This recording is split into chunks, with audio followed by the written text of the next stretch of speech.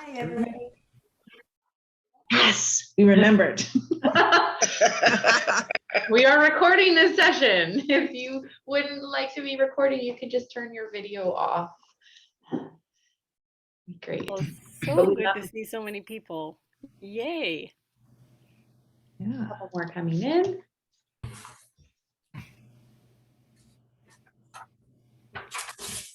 Hopefully we've got quite a few different communities of faith that have been able to be represented here. That would be fantastic. We will invite folks to just do a little check-in and introduce themselves and where they're from. Oh, hi, Kathy. Good to see St. Andrews Wesley there with Rianne. Great. I think we've got everyone in. Awesome. Well, I am so pleased to welcome you all. My name is Carrie Copeman-Haynes. I'm the lead minister at Crossroads United Church and the co-chair of our First Forward campaign. And I see I'm not spotlighted, but oh well. You're looking at Amanda and you're hearing my voice. This is a special trick that we do. So a warm welcome to you all, and oh look, whoop, only for a moment. Just a pleasure to welcome you to this moment, especially for congregations. I'm going to first invite Cheryl Bear, who is the Director of Community Ministry at First, to welcome us and offer the territory acknowledgement. Cheryl. Howdy, Sunda, Cheryl Bear Slee, Natley Westend, and Denu Slee. My name is Cheryl Bear, and I'm from the beautiful village of Natley Westend First Nation. Thank you all for being here. It's so good to see so many friends and new friends.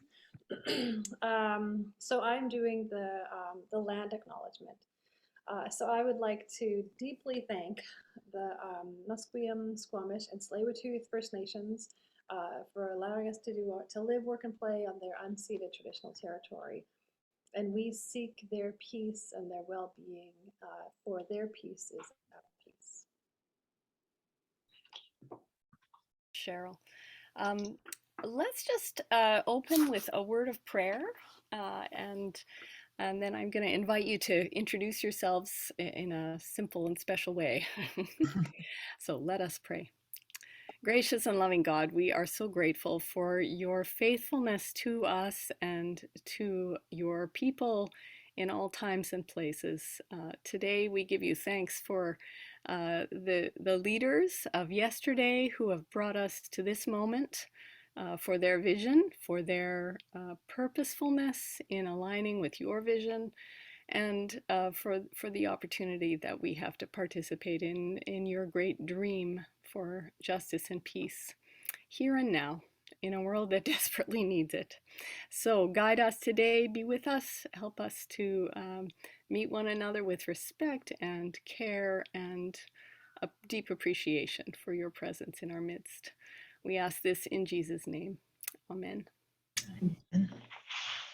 Now, so I hope you all have your screen on gallery view, and we're going to just invite you to introduce yourselves and your connection to First. And so, I mean, I will go first and lead the way. You can either offer to speak, or you can also use the chat just to tell us who you are and where your connection to First is.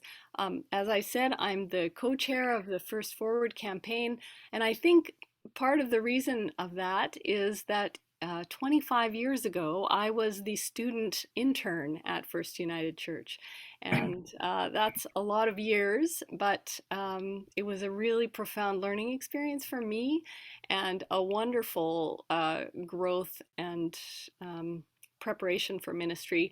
So profound, actually, that when my daughter was born shortly after, we brought her to First for her baptism. That was in the days when there was a congregation still worshiping there. And so our daughter Fia was baptized at First United Church. And First and its ministry has always had a special place in my heart. I see some folks who are using the chat.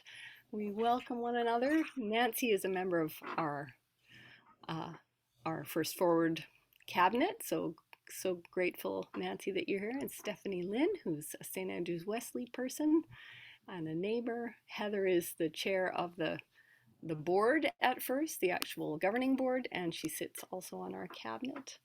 would anybody like to just unmute and offer a short introduction to themselves and their connection to First? Sure. Take it away, David. All right. Yeah, my name is David Smith. I'm part of the old guard. But I have not been able to participate in a number of these chats, and I was due to be a part of last week's, and something came up. As a matter of fact, a daughter called, so I didn't get on. So I thought I would like to connect now, but don't get me going on my involvement with First United Church. It goes back a long way, back to the late 50s, early 60s. Well, we're grateful to have you with us as a representative of the old guard. And blessings upon you. And I think these days you are worshiping with Trinity Memorial in Abbotsford, yes? That is correct. Yeah, so thank you for being present. We have some folks from Mount Seymour, and we have Jaron McDougall, who is the ED of Hark Creative, working with St. Andrews Wesley. Susan Burns is here from Firkham and Pacific Spirit, and Mark Paco from Pacific Spirit, Margot Pritchard from Shaughnessy Heights, Trina, of course, as our executive minister from the region, and Rian Walker from St. Andrews Wesley. And we have several wonderful speakers who are going to be sharing some of their experience with First and our First Forward campaign. So that is a pleasure. I see several We folks. have Jennifer Goddard Shepherd and John Christie, who are also both on our board. Hello, Carmen. I'm the opposite of David. I'm part of the new group. I've only been working directly with First for about 18 months now, and I realize I've got so much still to learn. My church affiliation is with Shaughnessy Heights, and I was involved in the financial end of Shaughnessy Heights for quite a number of years, and I'm now the treasurer at First United. Glad you're here, John. Hi, everybody. I'm Jen Cunnings, and I don't have my camera on because I was just at a pastoral visit, had hoped to get home in time, but I'm on the ministry team at St. Andrews Wesley, and I've had a long relationship with First United Church. I remember as a teen volunteering and even sleeping there for a week at youth at conference. I served on the First Church Social Housing Board about 20 years ago, and I'm deeply committed to the community and the mission and the work and ministry of First United Church, and so grateful to be here and so excited about the new campaign. Thank you, Jen. We're glad you're here. Hi, I'm Dorothy Cumming. I'm also from Shaughnessy Heights United Church and currently serving on the Vision Council with as mission elder for social justice. And I was a past member of social justice on the First United Social Justice Committee. And here to learn what's going on right now on the First Forward. And I had a professional involvement at First when I was teaching nursing and taking students into First to learn about community health and how various organizations support the health of the community. Thank you. So glad to have you with us. Would anyone else like to say a quick word? I just want to say hello to my mom, who also joined.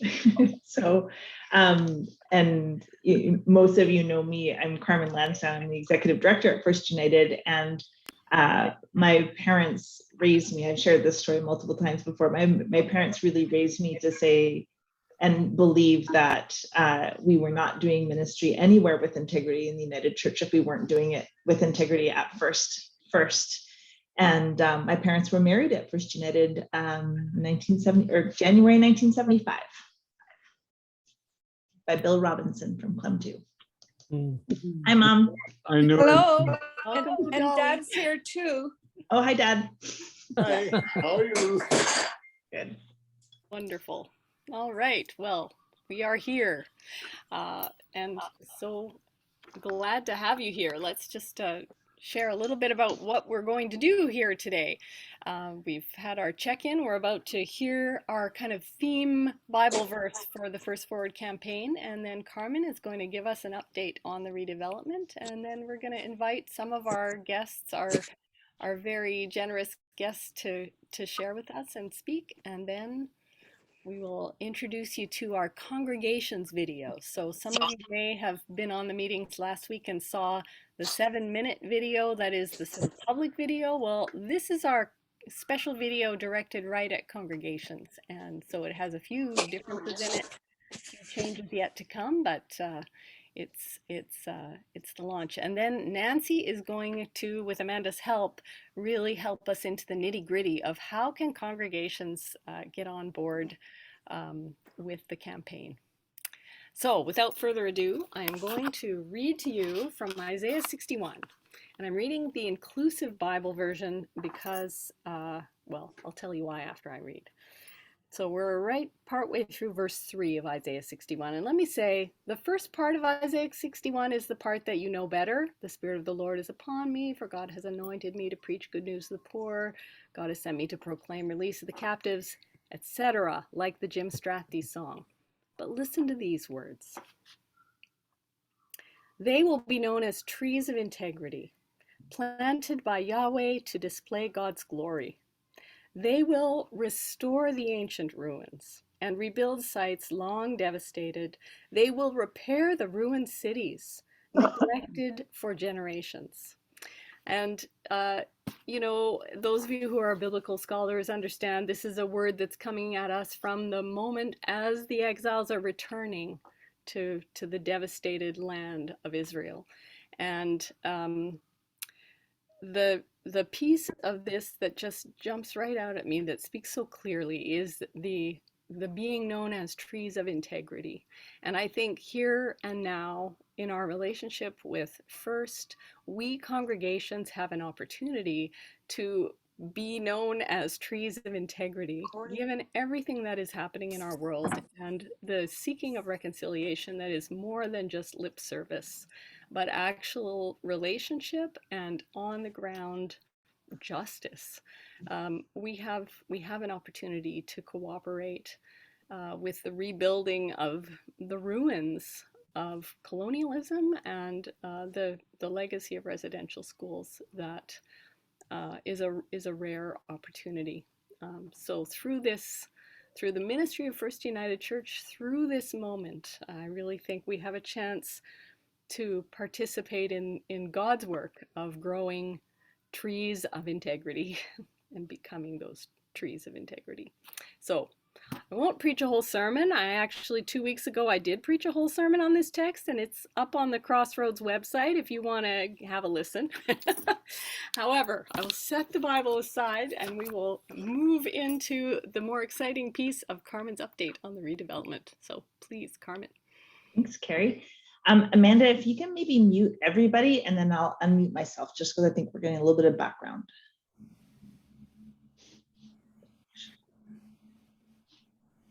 Is there a way for you? I think you should be able to say mute all participants.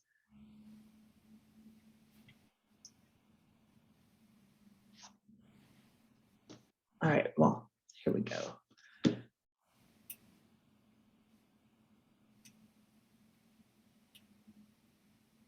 All right, never mind. Maybe if folks can mute themselves, that'd be great. So I'm going to get started. This is a very special week here in our history at First United, and without a doubt, you know that we have been serving the downtown Eastside for almost 140 years. The residents in our community commonly refer to us as the Church of the Open Door, or simply the church. When people say go to the church in the downtown Eastside, they mean First United. This building is a place of sanctuary and support in a neighborhood that has been disproportionately impacted by the compounding COVID-19, opioid, and homelessness crises. Our open door reputation dates back to around 1918, when we opened our doors to those in need during the last global pandemic of the Spanish influenza. Then when the Great Depression hit, First was on the front lines, feeding thousands daily in this very spot. And over the decades, as neighborhood poverty has increased, we have expanded our services and ministry to respond to the urgent needs of this community, which is a community that we call home.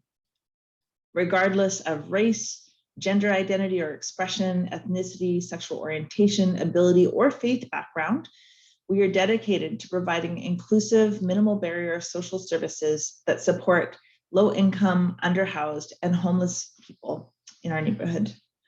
Our current building is actually the third First United building to stand at this location, but as you know, it is an aging church built in the 1960s, and it was never designed to support the types of programs and the important ministry that we are doing now, and it's falling apart at a time when the demand for our services is increasing. In our long history, we have always adapted our services to meet our community's interests and needs, but to continue to respond to our neighbors and to address the critical housing, health, and social justice needs of the downtown Eastside community, we have to rebuild. And that's why we're partnering with Luma Native Housing Society to redevelop this very site into a multi-story purpose-built space. The pedestal, the first 4 floors of the building, will be the new First United and will offer 4 floors of programming space, amenities, and a sanctuary, nearly tripling the size of our current building's space. And then in the 7 floors above us, we are leasing air parcels to enable the development of over 100 units of safe, secure, below market secured rental housing for Indigenous people. And that will be operated by Luma Native Housing. This project has been deeply informed by our community and has been years in the making. And we are so excited to be moving forward with this rebuild. The total cost of our project is approximately $65 million. And our portion totals an estimated $30 million. This week, as you may have heard, we launched our public capital campaign, the First Forward Building Connections campaign. And we are thrilled to announce that of our $30 million capital campaign target, we have secured over $22 million already, which is almost 75% to our goal. We're excited that this project has received such tremendous support from the private sector. And it's heartening to see how many people have shared our vision of a neighborhood where every person's worth is celebrated and all people thrive. And now we are ready to welcome more people to help us move First forward. We're affectionately calling our campaign this because not only are we moving First forward into a new chapter, but we continue to prioritize building connections within our community. At the center of everything we do are the community members that we serve. And we know how important it is to foster a community that builds social connections for people to feel supported and safe. Our new building will also honor the Indigenous and spiritual roots of the land it occupies and is reconciliation in action in a number of ways. Our commitment as an organization and as part of the wider United Church of Canada to reconciliation has formed the planning and design of our project in a number of ways. In addition to our housing partnership with Luma, our project aims to create spaces that are safe, familiar, and comfortable for Indigenous community members. Art by Indigenous artists will be incorporated on all levels of the building, interior and exterior. And our building will also have a dedicated interfaith sacred space or sanctuary and outdoor gathering areas that have been designed to be suitable and welcoming for traditional Indigenous ceremonies. These and all other spaces in the building will be named after Indigenous leaders and the Indigenous and spiritual roots of the land rather than after our donors, who will instead have the option of offering a dedication to these spaces, which is a new policy at First United that aims to decolonize this aspect of fundraising and philanthropic space. We're excited to be breaking ground in early 2022, and our programs and services are being relocated to satellite locations throughout the neighborhood where they will continue to operate until we open our doors in 2024. One program we're so excited about is our community meals, which will now be operated from a food truck. I would also like to acknowledge some leadership gifts that our communities of faith have given us. Thank you for the incredible support of Pacific Mountain Region, not only for the $2 million that they have held in trust for us over the last decade, which has increased by nearly 75%, but also for the additional $1 million that they pledged to us this summer. And also a warm thank you to our friends at St. Andrews Wesley for your incredible contribution as well. And with that, I would like to invite Trina Duncan, Executive Minister of Pacific Mountain Region, and Rian Walker, Co-Minister at St. Andrews Wesley, to make some remarks. So I'll turn it over to Trina first. Thank you, Carmen, and it's a great pleasure to be here this evening, and always to be part of the life and work and ministry of First United Church. I first came in contact with First United about 23 or 24 years ago, when I took the CGIT group that I was leading at the time out of Eagle Ridge United Church to visit First United.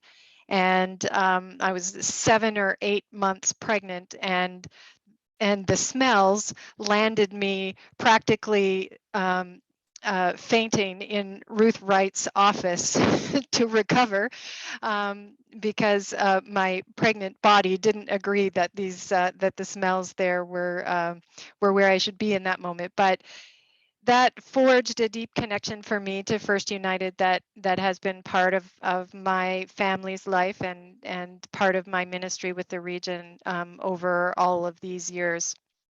My next connection with First was when my daughter was in about the one I was pregnant with was in about grade 2, watched a news story about folks in the downtown Eastside in the snow, and was deeply affected by that, and did a bake sale to raise money for First, and then came down to First United to present the money to Ruth.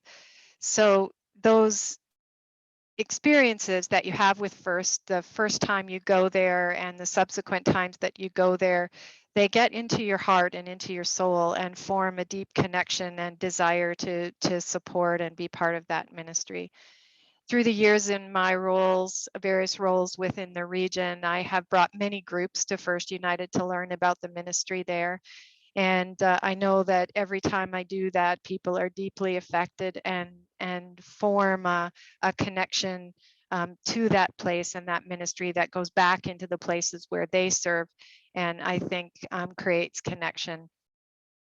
First United serves in the downtown East Side, but we all know that people from all over the province end up in the downtown East Side, and so it touches communities of faith all over the region. And so we felt as a region that it was important for us to support this ministry in a tangible way. And as such, the executive did discern that we wanted to share some of the resources that we had to support this ministry and to really be involved financially, as well as in our official roles. We have oversight role through the structure of the system, and I'm part of the board, as well as other people that are appointed on behalf of the region. So I appreciate the opportunity to be here and to speak and to support a ministry that I love personally and that I know is at the heart and soul of the mission of this region and who we as a church as a whole are trying to be. Thank you. Okay, and Rian. Thanks very much for having myself, and it's so great because a number of us are here tonight from St. Andrews Wesley, and I think, like everybody, I have many stories about First. If you've attended a United Church in the Lower Mainland, you've probably been invited by somebody to get involved in First United.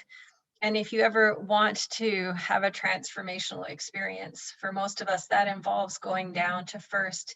In the past, it's involved serving a meal.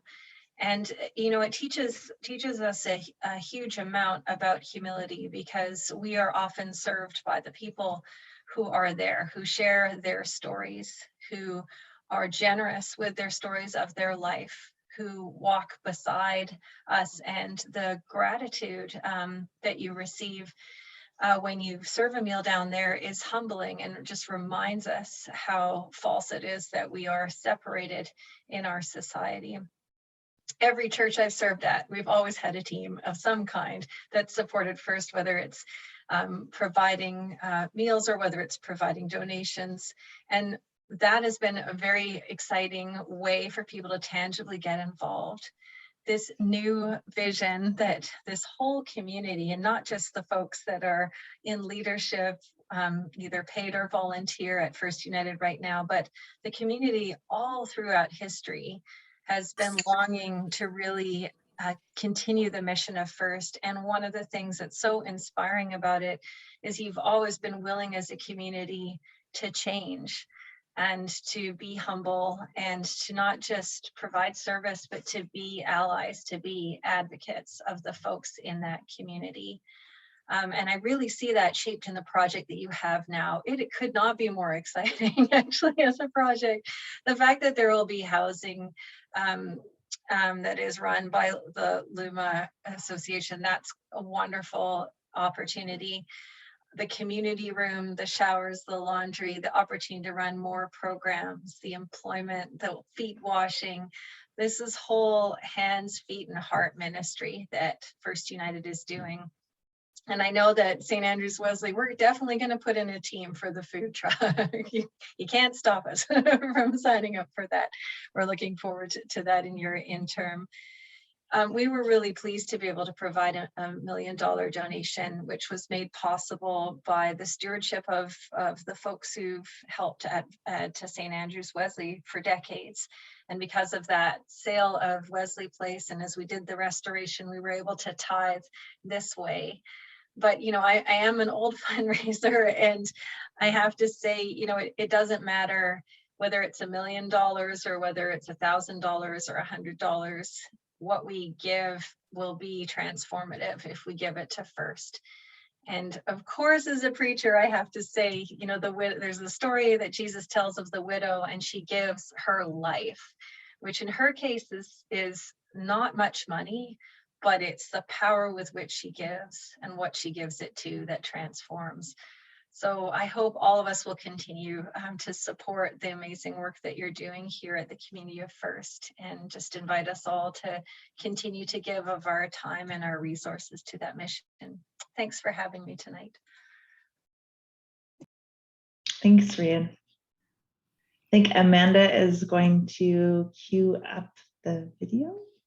I think I'm going to. Oh, sorry. But before we do that, let me just also acknowledge that several other congregations have also given very generously to the First Forward campaign, among them Aldergrove United Church, Gilmore Park United Church, Pacific Spirit, and 2 churches that have given as part of that, to use another Advent image, that kind of composting process of the new shoot that grows out of the stump.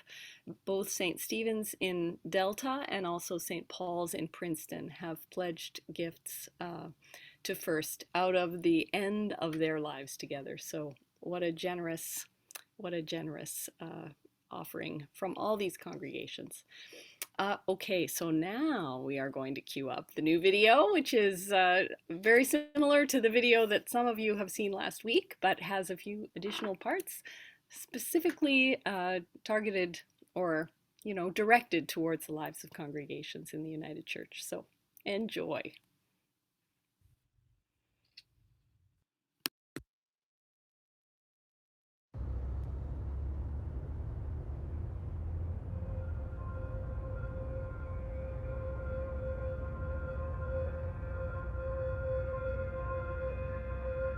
When you're out in the streets, you know, it's cold, wet, you're dirty. You wander the streets day and night just to try to stay warm. You feel like you're useless. You're worthless. You wouldn't believe how you feel after a good hot meal, showers, pair of clean socks that are dry. It makes you feel like a complete human again. It made me feel like there was actually somebody out there that cared.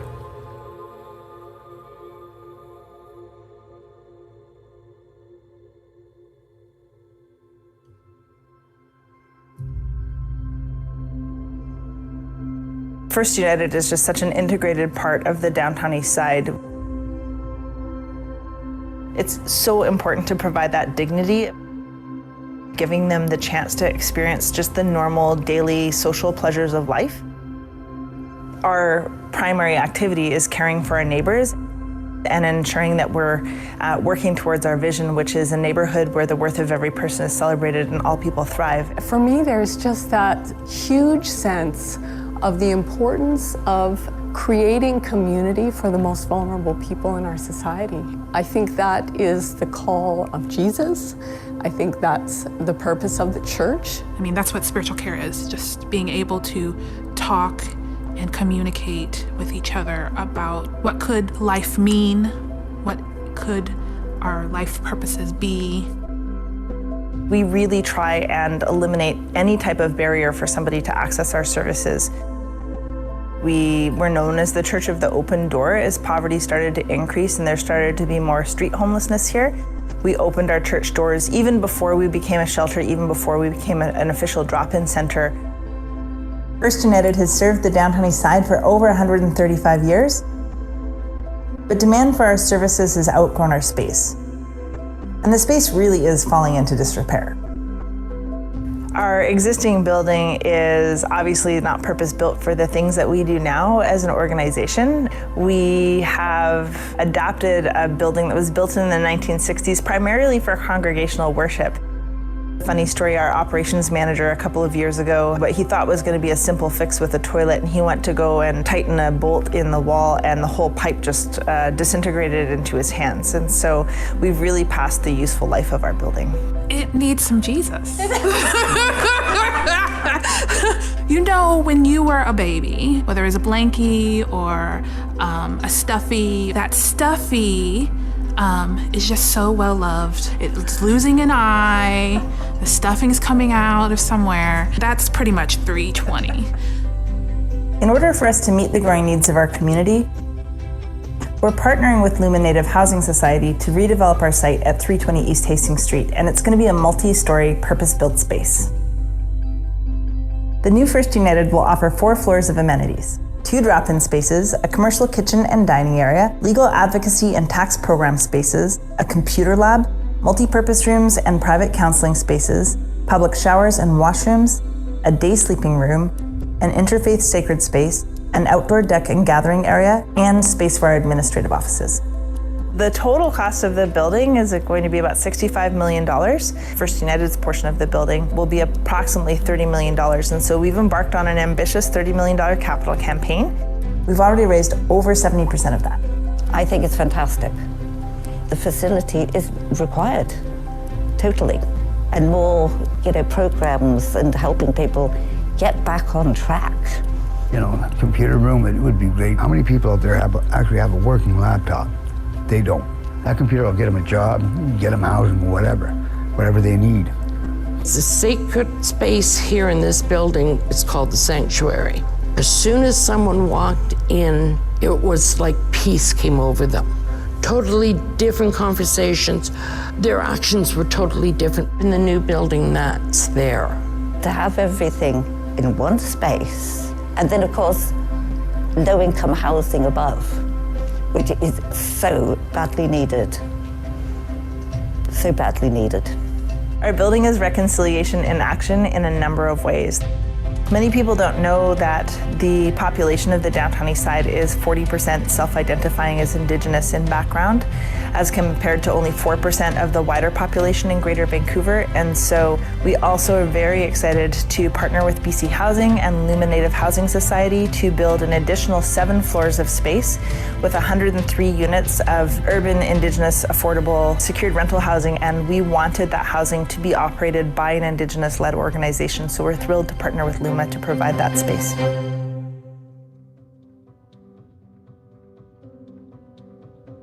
There's a difference between saying all are welcome here, and this space was designed with you in mind. And that's really the approach that we've tried to take with our building. I love the idea that Indigenous people can walk in the door and see things that make them feel welcome, make us feel welcome. And I've always said that as an Indigenous person in a lot of churches that I go into, generally there's nothing in there that touches my Indigenous soul. And so to have purposeful design so that so many people can come in and feel feel welcome. Being able to be a sanctuary for all faiths, that there is not just one capital T truth. The way I look at it is that we're just stewards. We're only here for a certain time period.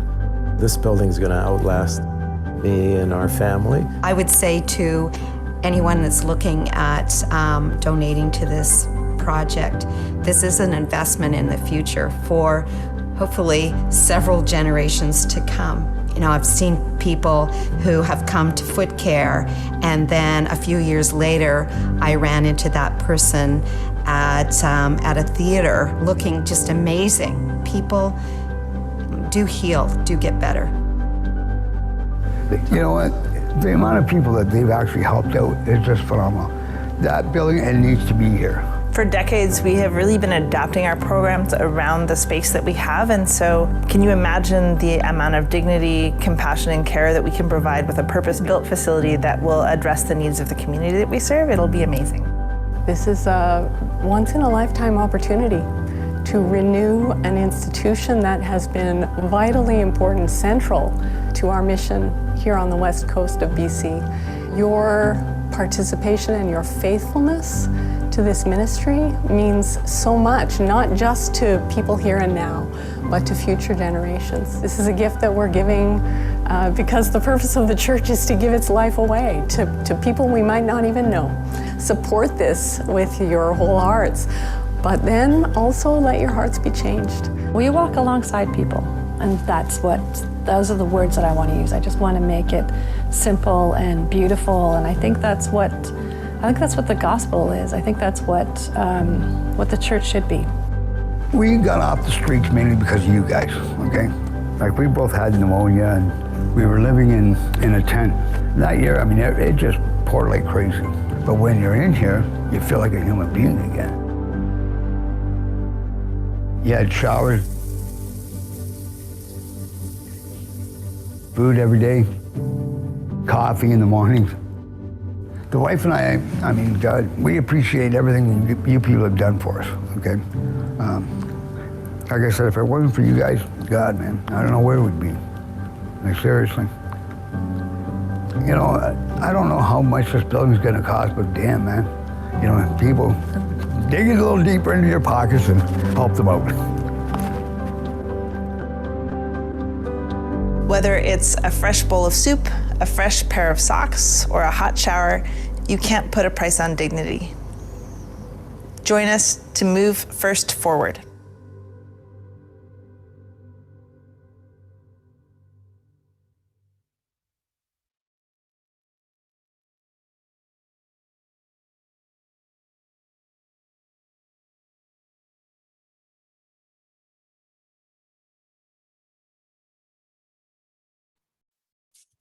Okay, I think this is my turn now. I'm really just so happy to be here with you this evening to see familiar faces and new faces and some former congregation members. So great. And I just also want to acknowledge that my colleague, Carly Wilkes, is here with me, and Kim Branch, who's a member of Mount Seymour United Church, where I serve. And so I've been asked to speak a bit about our fundraising efforts at Mount Seymour United. We launched our campaign this past Sunday, and we did that because this is the time that works right for us. And I'm really aware in speaking to various congregations over my time.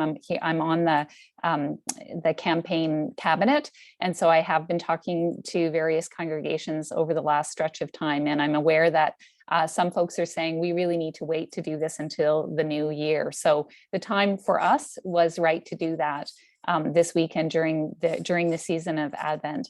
And so we were really grateful to have Carmen and Amanda come and be with us on Sunday.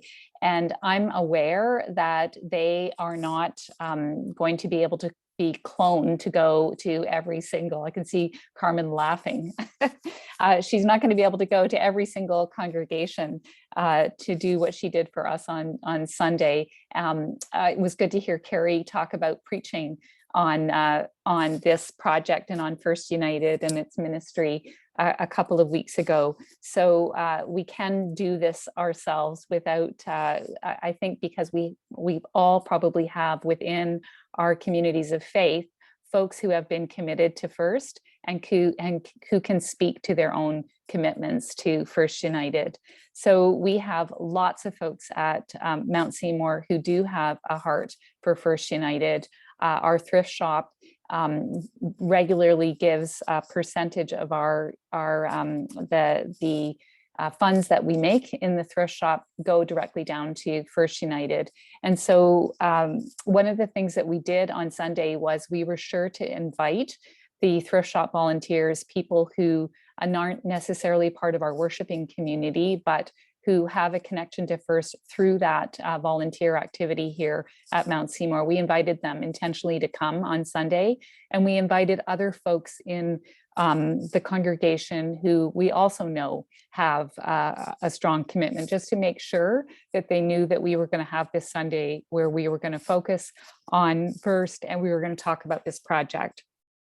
So I really encourage that to you if you are launching your own fundraising effort in your community of faith, to be sure to be intentional about the folks that you know, and I'm sure you probably do know who they are, that have a strong connection to First.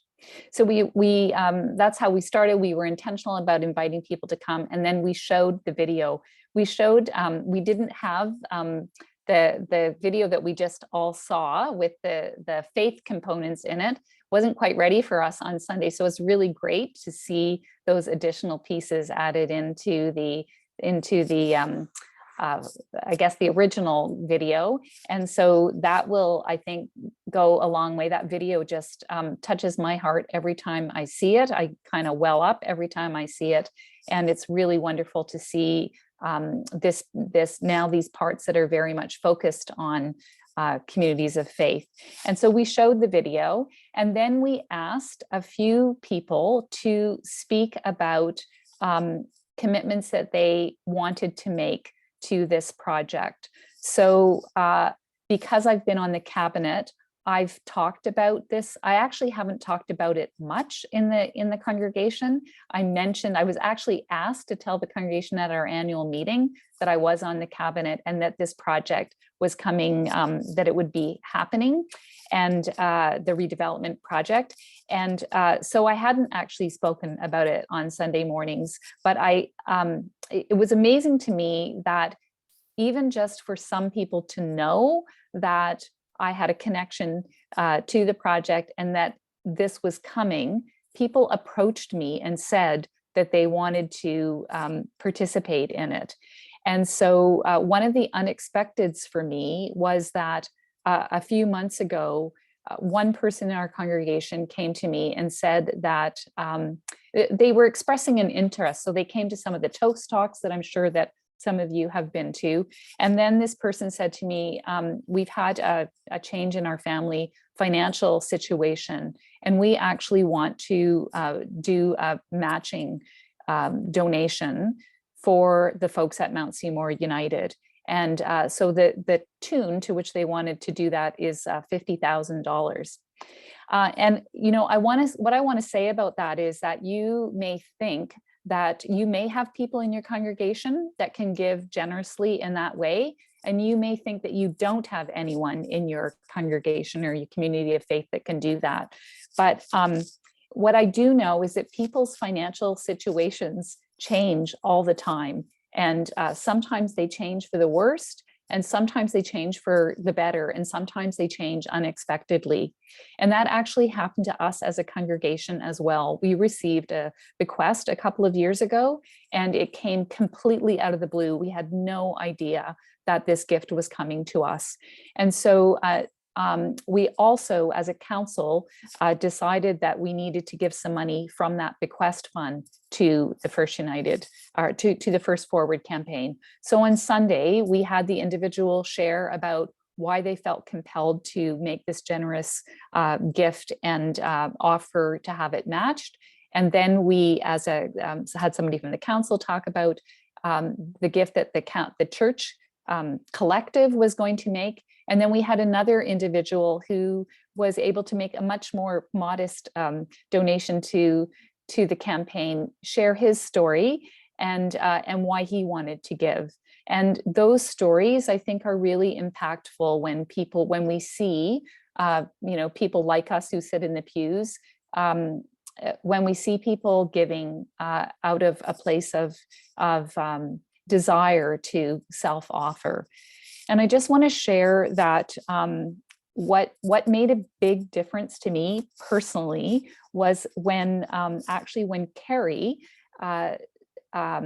talked to me about the decision that she and her partner Rob made about giving to this campaign, and how they decided what they could give to the campaign, and then they decided that they were going to give more than they thought they could give.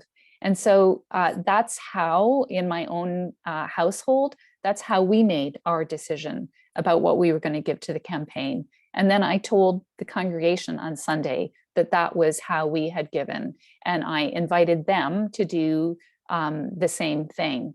And I had someone in my office just earlier today who, with tears in her eyes, said to me that that made such a difference to her. She was somebody who was already prepared to give, but she made a decision to give more than she thought she was going to give. Because I think this beautiful piece, Carrie, you talked about it on the video, about the way that the church is to give itself away, and the way we are rooted in the story of Jesus self-offering. That's just such a faithful way for us to offer of ourselves for this kind of such an important project that's going to, I know, change so many lives and our own lives as well.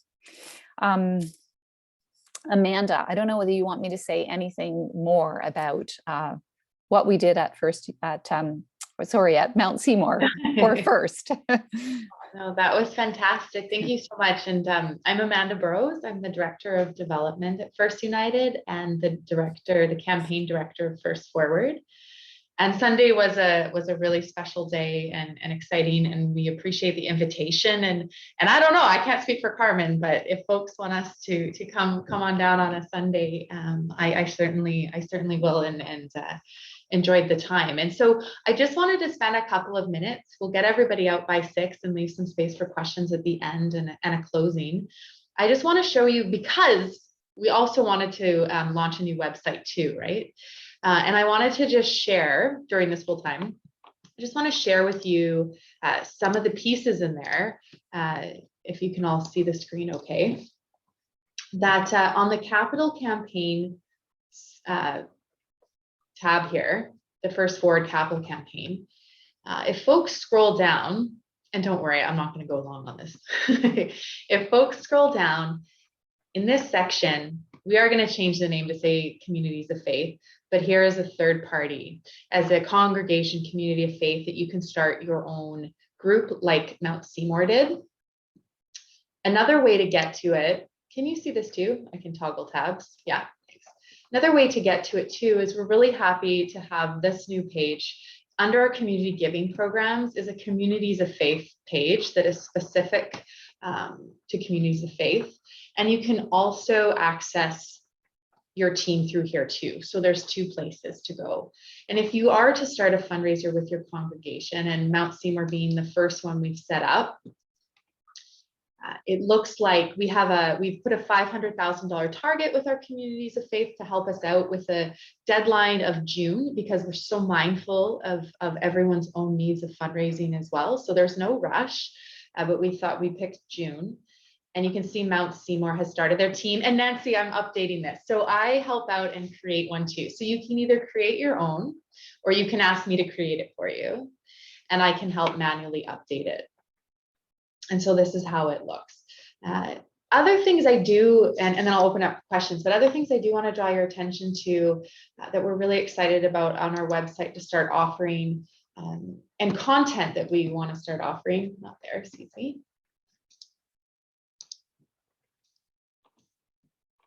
Is under our resource section, we are putting, there's a whole ministry section now, And what you'll find for this year, and some of you I hope have already received it, is we have this amazing resource that was created by Cheryl and Lauren that you saw in the video of an Advent series, and resources for you to use in the Sunday services. And so it's found in this, the latest resources section.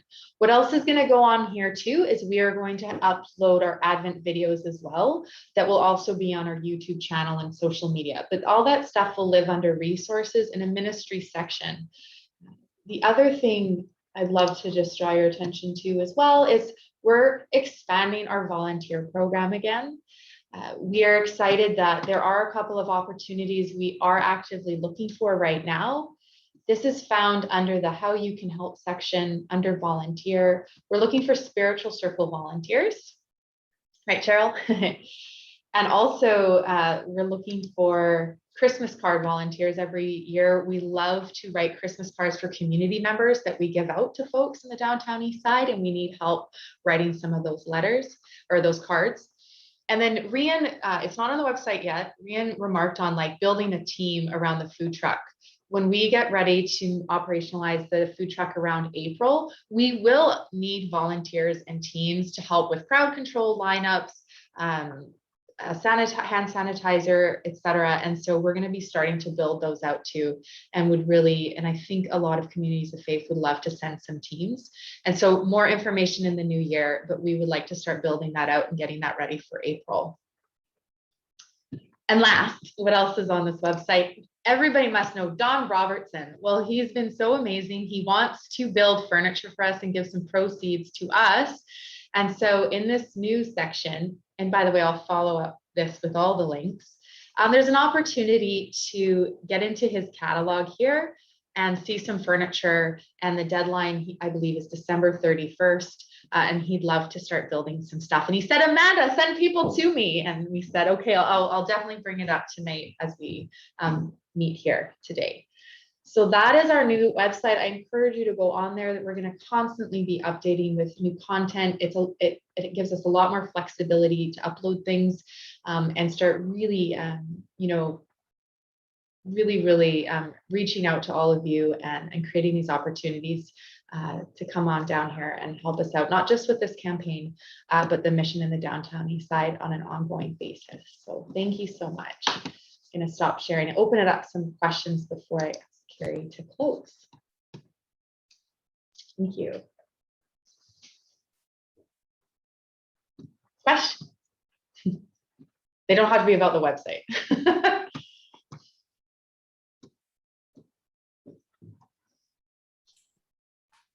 I don't have a question, but just a word of appreciation for the integrated, enthusiastic, thoughtful, inspiring process and vision that you seem to be open to have expand and change as we may move forward. And that kind of theology and action and respectful consideration of all of those touched by First United is deeply appreciated and very just commendable. So thank you.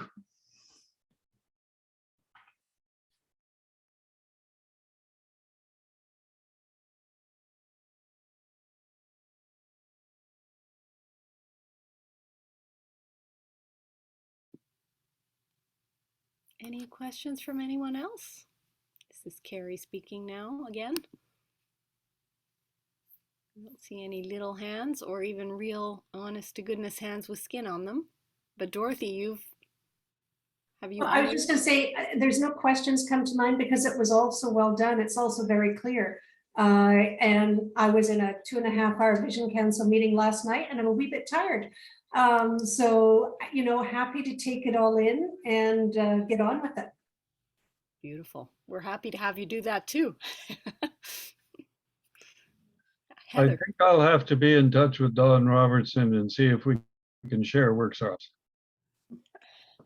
I just wondered, it's Heather, if the video is going to be available on the website or the link to the YouTube. No doubt. And any timing on that if it is? Amanda, do you want to answer that? Yeah, absolutely. It'll be available. Hoping by Friday. And I'll send out the links. We'll more than likely put it on the Communities of Faith page in addition to a blog post. We'll have it in a couple places on the website. Great. Thank you all so much. Blessings be. Thank you, David. And thank you everyone for being here and giving generously of your time and your presence and listening so attentively, and for your support, your ongoing support for the ministry of First United Church, and for helping us move First forward. Oh, I see a very young, Sandra has got a very young member of the congregation in her arms now. Isn't that lovely? Yes, sorry for the crying when we first joined. No need to apologize. It's lovely to see one of those next generation members for whom, you know, this becomes real. Okay, well, may the grace of Christ attend you, the love of God surround you, and the Holy Spirit keep us all into the future as we move forward. God bless, and thank you for being here.